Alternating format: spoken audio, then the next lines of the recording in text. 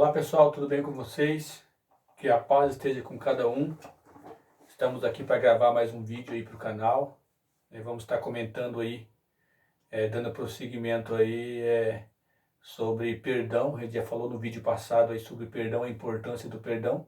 E vamos continuar falando aí mais um pouquinho aí. Seja bem-vindo aí no nosso canal no YouTube, Vida a 2, Casamento Feliz.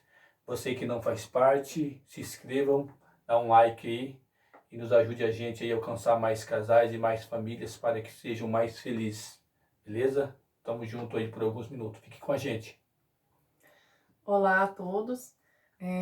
Hoje eu quero falar um pouquinho mais, explanar um pouco mais esse assunto sobre perdão, isso dentro da nossa vida, da nossa história. Hoje eu quero comentar com vocês, contar um pouco para vocês como foi o processo de perdão nas nossas vidas, principalmente na minha. Hoje eu vou falar bastante um pouquinho assim de mim e contar para vocês como que foi isso. Se foi fácil, se foi difícil, quais foram os processos, as fases que nós vivemos e como que isso chegou ao ponto que está hoje, ao ponto de nós sermos sarados o suficiente para contar das nossas vidas para quem quiser ouvir e que isso não nos traz mais feridas, não nos traz mais dor. Pelo contrário, cada vez que nós expomos a nossa história, nós nos saramos, nós nos alegramos com isso, com o que Deus fez nas nossas vidas.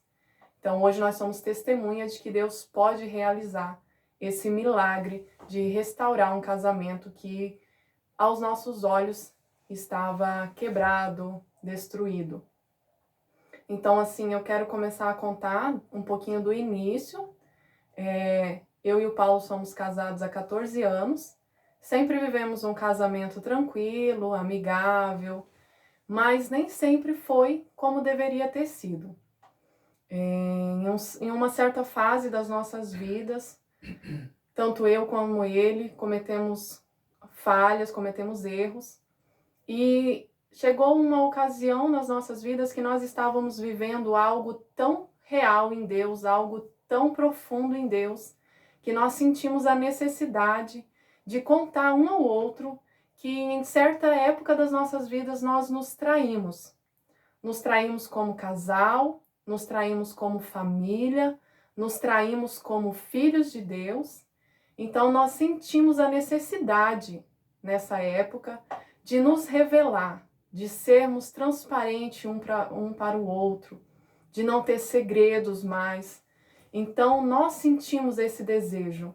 O nosso coração, o nosso ser, tudo que nós estávamos vivendo em Deus nos impulsionou a isso, a chegarmos em um determinado dia, sentarmos, conversarmos, nos expor um ao outro diante de nós dois.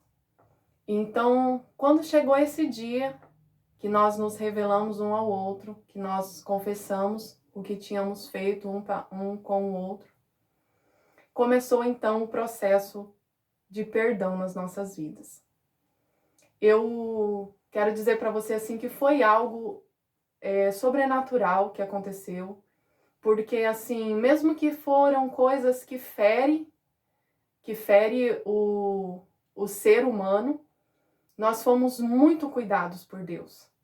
Deus é como se Ele tivesse nos preparado para aquele momento, mas mesmo assim, foi difícil. Foi algo que em um certo tempo nos trouxe dor, principalmente para mim, porque quando a gente começa a se questionar, nós sempre achamos que não somos merecedores, né, do que o outro faz pra gente. Então, quando a gente começa a se questionar, querer saber por quê, querer dizer, mas eu não merecia isso. Então, quando você começa a se fragilizar, a se vitimizar, né, as coisas começam a ficar um pouquinho difícil. Então, teve uma época, depois dessa ocasião, que eu me deparei com uma tristeza muito profunda. Mesmo já tendo perdoado, mesmo tendo passado tempos, aquilo começou a a me entristecer, começou a doer em mim, começou a me trazer sentimentos ruins, começou a me trazer tristezas. E então foi que eu percebi que não estava totalmente sarado. Então foi quando um versículo fez parte daquela história, fez parte da minha vida naquele momento, que é um versículo que está em João 10:10, que diz assim: eu vim para que tenham vida, e vida em abundância. Então aquele versículo falou muito forte no meu coração. Jesus, ele veio, ele morreu, ele deu a vida para que eu e você tivesse vida e vida com abundância. Não é só para que existíssemos. Não, ele veio para que a gente tivesse uma vida plena, uma vida em abundância. E eu comecei a olhar para mim, vendo, cara, Jesus, ele morreu por mim, ele se entregou para mim viver uma vida plena, feliz. E olha como eu estou. O meu Senhor não morreu para que eu tivesse essa vida. Uma vida de tristeza, uma vida de amargura, uma vida de ferida, uma vida triste. Ele não morreu para que eu tivesse essa vida. Então por que eu tô assim? Tem algo errado aí. Eu preciso fazer algo. Era como se eu sentisse a necessidade de dizer, eu preciso fazer valer a pena o sacrifício que Jesus fez por mim. Se ele morreu para que eu tivesse uma vida plena e feliz, o mínimo que eu posso fazer é viver essa vida plena e feliz. Então, o que eu quero trazer para nós hoje, isso fez efeito em mim, isso aconteceu na minha vida. Nós precisamos entender que Jesus não veio ao mundo, não morreu para que você vivesse uma vida de depressão, para que você vivesse uma vida rasa nele, para que você vivesse uma vida de amarguras, uma vida de tristeza, uma vida de ingratidão. Ele viveu para que você fosse feliz. Ele morreu para isso. Então, naquele momento, eu me agarrei nisso. Eu disse, não, o meu Deus, ele não morreu para que eu vivesse essa vida. Para que algo que aconteceu fosse mais forte para mim, tivesse mais significado na minha vida do que a morte dele. Então eu disse para mim mesma, uma traição não pode ser mais importante para mim, não pode ser mais forte do que o sacrifício do meu pai naquela cruz. Então foi quando eu, ao invés de olhar para mim, de me colocar no centro das coisas, eu coloquei ele. Porque a vida é ele, a vida é sobre ele, é tudo para ele, por ele, todas as coisas são dele. Então o universo gira em torno dele, ele é o universo. A vida não é nada sobre eu. A vida não conta a minha história, a vida conta a história dele. Então foi quando eu tirei o eu do primeiro lugar, quando eu tirei a minha dor, a minha tristeza, a minha traição e coloquei ele no primeiro lugar. Coloquei ele acima de tudo. Coloquei ele acima de mim, acima do meu marido, acima da minha família, acima da minha tristeza, acima da minha traição. Foi quando eu coloquei ele em primeiro lugar na minha vida. Foi quando eu consegui entender que era dessa maneira que eu iria conseguir perdoar, que eu iria conseguir refazer a minha vida, que eu iria encontrar alegria em tudo. Porque a palavra diz, em tudo que fizer, faça pela glória de Deus. E o mais importante, assim, que eu trago de exemplo para isso, é que nada na nossa vida pode ser maior do que Ele. Nem as nossas frustrações, nem nossas feridas. Nada pode ser mais importante do que o sacrifício dele para nós naquela cruz. Gálatas 20:20 está escrito assim.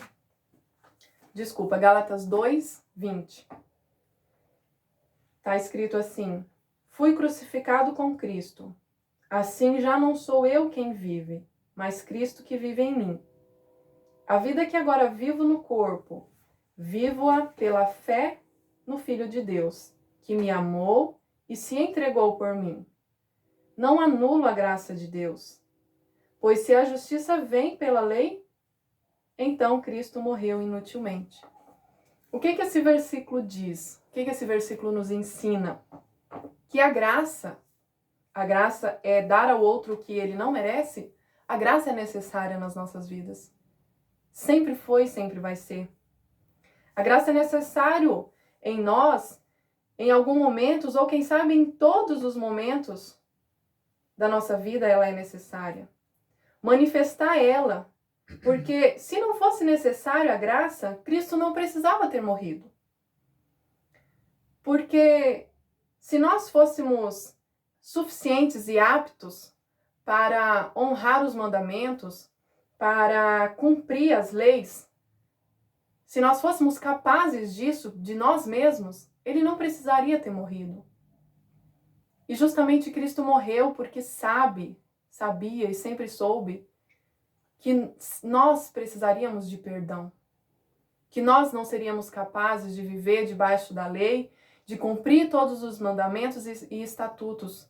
Por isso veio a graça, por isso ele veio, porque a graça seria necessária nas nossas vidas. Ele veio porque sabia que nós precisaríamos de perdão e também de perdoar. Porque nós só damos aquilo que recebemos. Então, quando nós entendemos que nós recebemos o perdão do Pai, porque nós precisamos desse perdão, então nós temos o perdão para oferecer. Então, não se iluda em achar que existe alguém no mundo que nunca vai errar com você, que nunca vai precisar da graça, que nunca vai precisar do favor imerecido, porque todos nós precisamos da graça do Pai.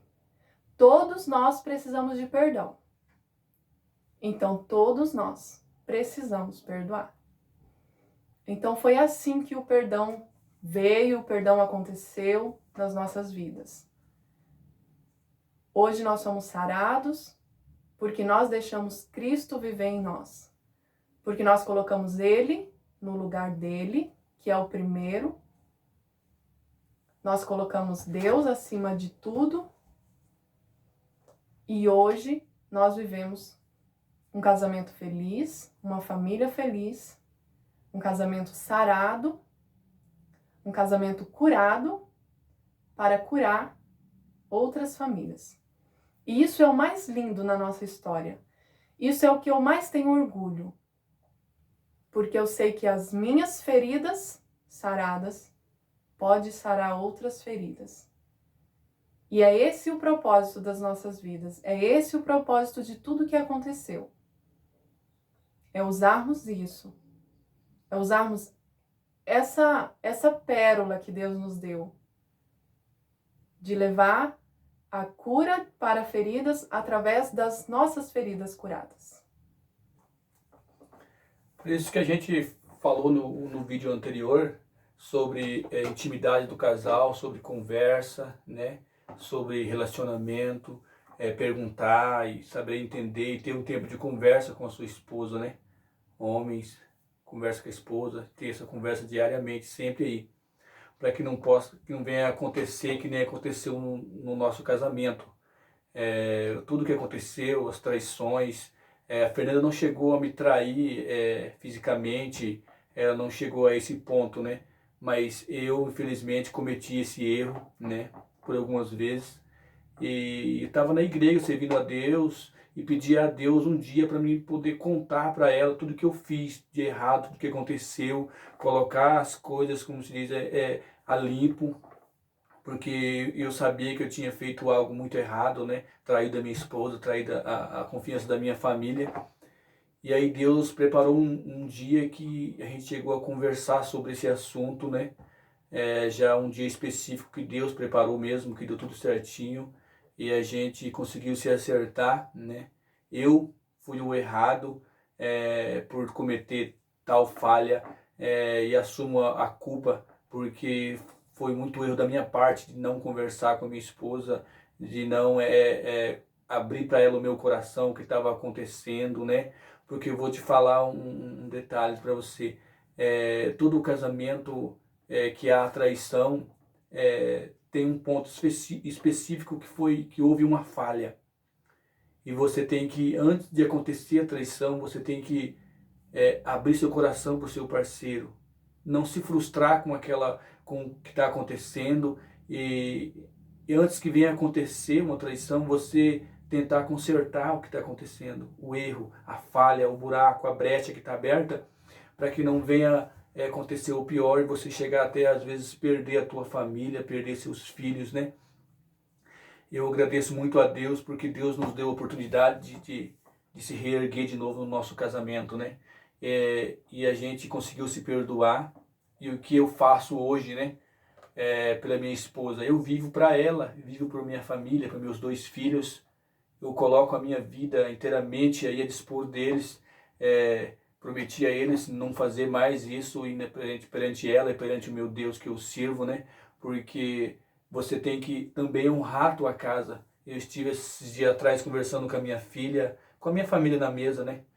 A gente estava na mesa tomando um café e eu estava conversando com eles sobre honrar a família, sobre honrar a esposa, sobre honrar os filhos, né? Que foi uma coisa que eu aprendi depois do acontecido, depois que a gente se perdoou, o que eu aprendi: honrar a minha esposa, honrar os meus filhos, né? Honrar o meu Deus acima de tudo. Como? Eu saio na rua, no dia a dia, tem muitas mulheres bonitas na rua, muitas mulheres bonitas, talvez até aparecendo algumas partes do corpo, mulheres bonitas mesmo, né? Mas só que eu não posso querer elas para mim, porque eu devo honra para minha esposa, eu honro a minha esposa, eu honro a minha família, eu honro a minha filha, o meu filho, entendeu? É uma questão de honra, né? Porque é a minha esposa que cuida de mim, é a minha esposa que preocupa comigo, é a minha esposa que liga para mim para saber se eu já almocei, se eu estou tarde na rua, fora de hora, passou do horário de trabalho, alguma coisa assim, os afazeres. É ela que me liga perguntando: você já almoçou? Tá com fome? Vou preparar um almoço, a hora que você chegar vai estar pronto. É ela que cuida de mim, entendeu? Então eu tenho que dar valor à mulher que cuida de mim, que preocupa comigo, né? E colocar uma coisa na cabeça: que as mulheres da rua não servem para mim, não é elas que vão cuidar de mim, não são elas. Aquele é um prato que o diabo coloca na tua frente, nos seus olhos, um prato enganoso, e às vezes você acaba caindo porque não vigiou nesse assunto e acaba dando aí uma vacilada aí. Cuida muito sobre esse detalhe aí. Converse com a tua esposa, converse com os seus filhos. Como conversar com a sua esposa sobre esse assunto? Tem que se abrir com ela e ver o ponto que vai levar você a fazer um tal ato desse, uma traição. Talvez falta de sexo, talvez falta de conversa, falta de carinho, falta de abraço. Tem que chegar nela e falar para ela, porque é melhor falar antes do que depois ter que pedir perdão. E uma coisa é certa: você precisa pedir perdão para ela se você já cometeu uma traição. Porque às vezes falam assim: já pedi perdão para Deus, não preciso pedir perdão para minha esposa, né? Mas tá certo, você pediu realmente perdão para Deus e Deus realmente te perdoou. Mas você tem que orar a Deus, pedir aí uma direção do Espírito Santo para você poder contar para a tua esposa, porque você traiu a tua esposa também, e também traiu Deus, e pediu perdão só para Deus. E para a tua esposa ainda não pediu, ore a Deus para que Deus possa gerar um lugar, um ambiente bem saudável aí, que você possa estar conversando com ela e as coisas possam voltar para o lugar novamente. Mas cuide bem desse assunto, porque tem mulheres que às vezes não vão entender, né? E homens também que não vão entender, né? Porque às vezes o homem trata a mulher mal, O homem não para conversar com a esposa, não dá atenção para ela, xinga a esposa na frente dos outros, desfaz dela, não dá atenção na cama que ela merece, só vai lá, tipo assim, só faz o necessário e sai fora. Não é assim que as coisas acontecem. Não é assim que a mulher quer ver que é o seu esposo. Não é só na hora da cama que ela quer o teu esposo. Ela quer o seu esposo no dia a dia, em tudo, nos afazeres. Ela quer uma pessoa que saia para a rua ou saia para algum lugar e lembre dela lá. Traga alguma coisa, uma lembrança, um bombom, um chocolate, que lembra dela. Né? Uma mulher que... A mulher que é um homem que ama de verdade. Que não é só... Fala para ela palavras que não convém, às vezes xinga. Como xinga? Idiota, cala a boca. Tipo essas coisas assim. Isso vai magoando a mulher. E daí chega um, às vezes até mais bonito do que você, ou até mais feio que você.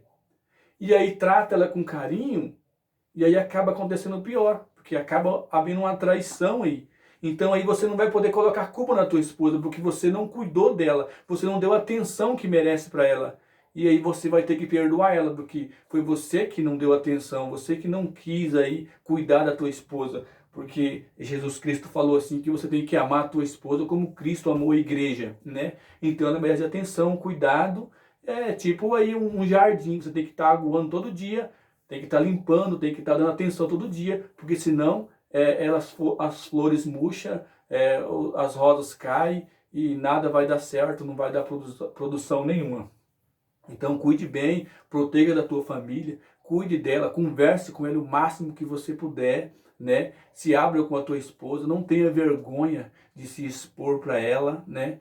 E contar os seus defeitos, as suas fraquezas, porque às vezes tanto a mulher quanto o homem tem um ponto de fraqueza, tem um ponto de que peca. Todo mundo tem, infelizmente tem.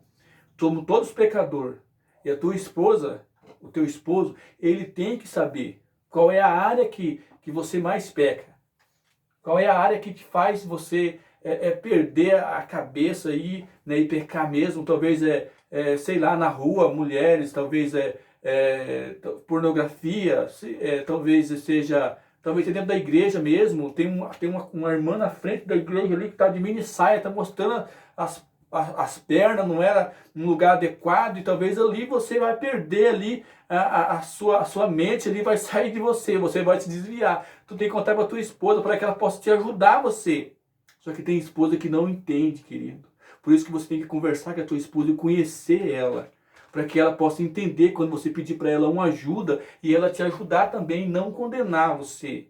Os dois tem que haver uma sincronia, né? Um ajudar o outro.